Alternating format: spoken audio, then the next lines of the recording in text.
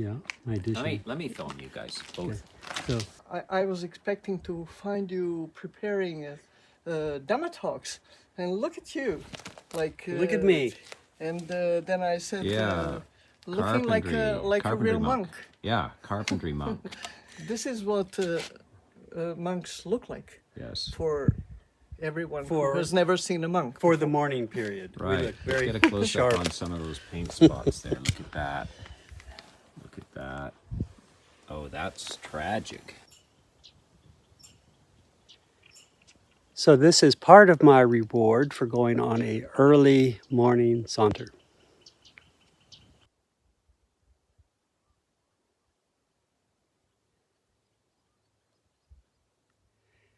Hello, I'm Ajahn Jyoti Palo. Welcome to Sauntering into Silence.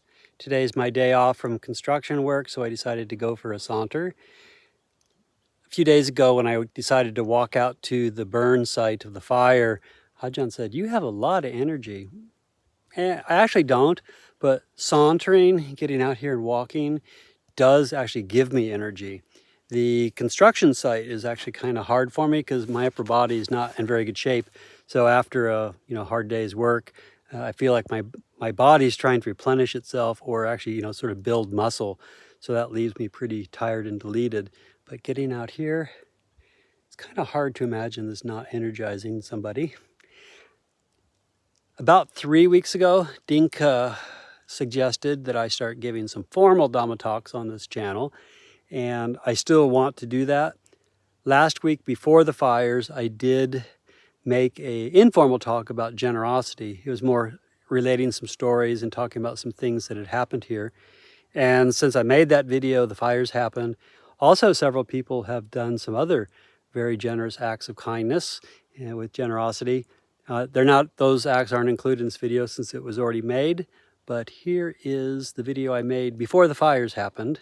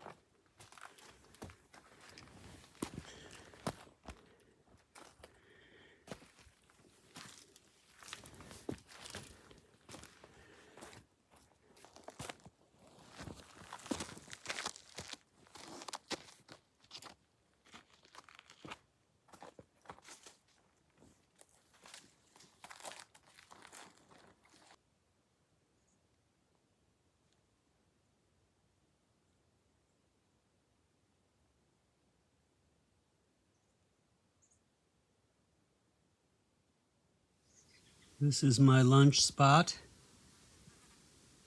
And this is the lunch that Lola made me. Part of it, anyway. A few weeks ago, Dinka asked if I would give some Dhamma talks.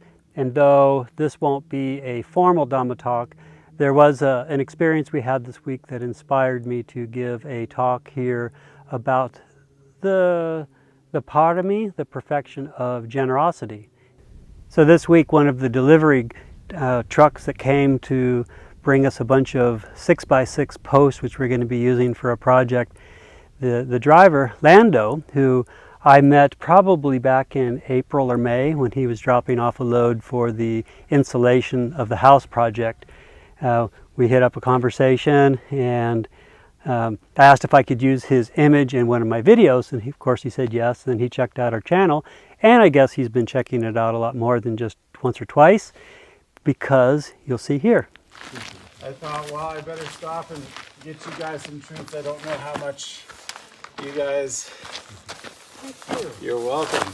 Yeah, some garlic, some oranges.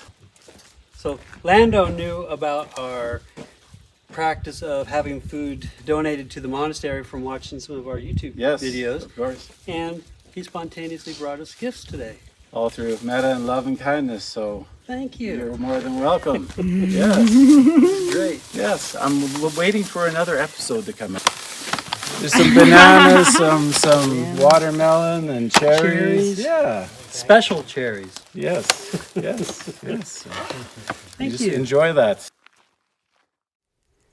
Now this beautiful experience with Lando, just sort of, having gone to our channels and, studied up a little bit about Buddhism and just making this generous offer, reminded me of one of my favorite stories of being a monk. I was living at Abhayagiri and we were doing a lot of construction there at the time, and we had hired this man to go out on what we call the loop trail. And it wasn't, I guess it had been completely marked through, but it wasn't actually, you couldn't actually hike it yet. And so he was going out and doing the trail work on this trail, this man.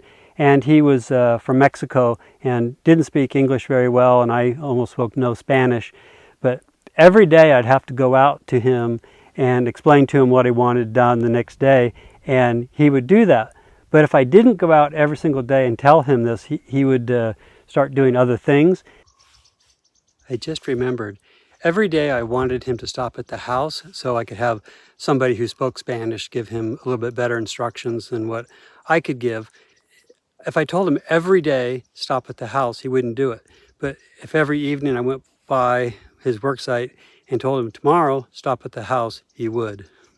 It was quite fun just trying to communicate with each other, hardly speaking the same language, but we managed. And then one day I came and said, tomorrow I need you to do this. And he's like, oh, tomorrow, no work. And he goes, I think it was around Thanksgiving. He's sort of like, payday. And he had never asked me anything about like the monastery or, what we were doing. And so I thought, oh, here's an opportunity maybe to kind of give him a sense of what we are. And I said, oh, me, no money. He goes, oh, no money, this is bad. And then the second later he goes, no money, no wife, no kids. Then he's got kind of a smile on his face. He goes, no kids, no bills. Oh, this is good. And that was, like I say, was probably like a Thursday or Wednesday, even before Thanksgiving. And then the next time he showed up for work on Monday, I did tell him to stop at the house, and so he stopped, and he motioned me over to his car. He opened the trunk, and the entire trunk of his car was full of canned vegetables and food from his family's garden. I realized, the only thing I really said to him was, me, no money. And then he understood the alms mendicancy. I think many people in Mexico, being around Catholic monks and nuns, understand what a monastic is. And so, just having said that, he made this extremely generous donation to the monastery of all this food. And so Lando, did the same thing. And so, I just wanted to share both of those stories because I thought they are inspiring. Speaking of generosity, I also wanted to mention that Adicita, one of the people who watch this channel, he brought his sons to the monastery for a little bit over a week, and his sons Giannis, Martin, and Eiko did a lot of work preparing a bunch of aspen poles which might get used for a fence, and they had a friend that joined them, Zach. So to the 5 of you, thank you very much for your generosity. It was greatly appreciated. So Martin, tell me what you did for the summer. Tree planting. I'm at a monastery right now. Summer's not over yet, so. So you planted several thousand trees, so it's okay to cut down 100. That's what I'm thinking about constantly. Yeah. Thanks for watching.